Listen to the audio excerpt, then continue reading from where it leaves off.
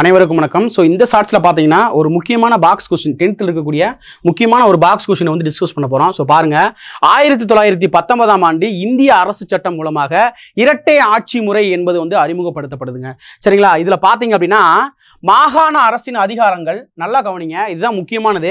ஒதுக்கப்பட்ட துறை மற்றும் மாற்றப்பட்ட துறை அப்படின்னு 2 வகைகளாக வந்து பிரிக்கிறாங்க.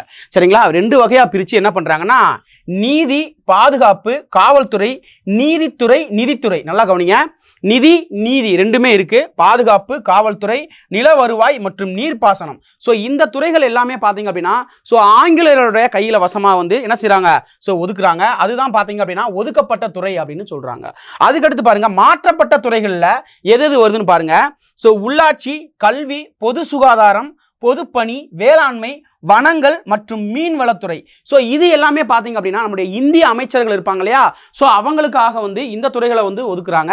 இதுதான் என்ன சொல்றாங்க, மாற்றப்பட்ட துறைகள் அப்படின்னு சொல்றாங்க. நமக்கு கொஸ்டின் பார்த்தீங்கன்னா இதுல ஒதுக்கப்பட்ட துறை எது, மாற்றப்பட்ட துறை எது, இல்ல ஆங்கிலேயர்கள் கைவசம் இருந்தது எது, இல்ல இந்திய அமைச்சருடைய கையில வசம் இருந்தது எது அப்படின்னு நமக்கு இதுல வந்து எப்படி வேணா மாத்தி வேணா கேட்கலாம். இதுல நிறைய டைம் இதுல கொஸ்டின்ஸ் வந்து எடுத்திருக்காங்க. சரிங்களா?